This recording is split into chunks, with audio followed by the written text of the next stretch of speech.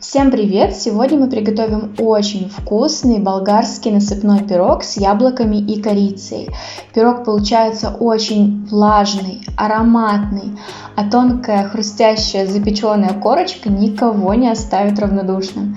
Если вы не любите корицу, вы можете ее не добавлять в пирог, но именно сочетание яблок и корицы делает этот пирог безумно вкусным. А готовится такой пирог необычайно просто, нам даже не нужно будет замешивать тесто. Для начала уберем сливочное масло в морозильную камеру, чтобы оно хорошо подмерзло. И так как пирог готовится очень быстро, сразу включаем духовку разогреваться до 180 градусов. В чашу засыпаем все сухие ингредиенты, просеянную муку, сахар, манку, разрыхлитель и корицу. Перемешиваем до однородности. Тесто готово. Теперь приготовим начинку. Яблоки очищаем от кожуры и сердцевины. Я рекомендую брать яблоки кисло-сладкие, так вкус пирога будет более сбалансированным.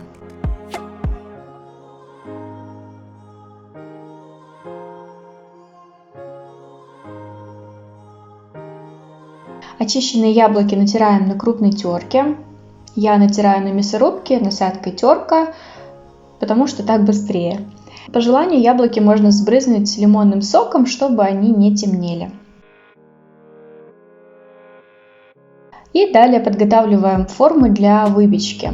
У меня разъемная форма диаметром 20 см. Смазываю дно и бортики сливочным маслом.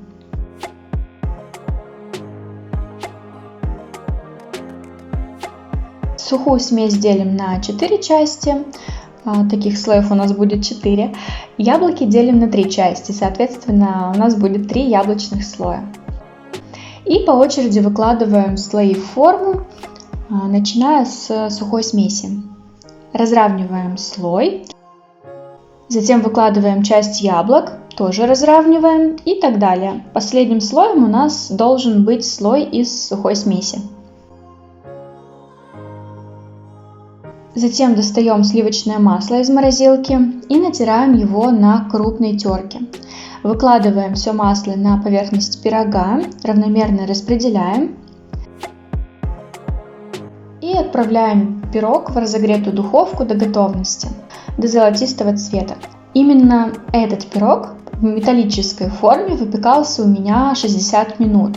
Когда я выпекаю такой пирог в силиконовой форме с таким же количеством ингредиентов, он выпекается у меня за 45 минут. Плюс у всех разные духовки, поэтому по готовности смотрите сами. Здесь главное, чтобы на поверхности пирога уже не было слоя растопленного сливочного масла. Все масло, естественно, должно уже впитаться в пирог. И должна быть тонкая, хрустящая, румяная корочка сверху.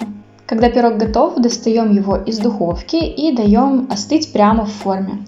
Я вам скажу честно, пирог очень вкусный и в горячем, и в холодном виде. Его уже даже сейчас можно кушать, но будьте готовы, что в горячем состоянии он очень хрупкий и он будет крошиться при нарезании. Но когда пирог уже немного остыл, примерно через 1,5-2 часа, он уже более стабильный, его можно спокойно извлекать из формы, по желанию можно посыпать сахарной пудрой и спокойно нарезать на кусочки, он уже будет хорошо держать форму.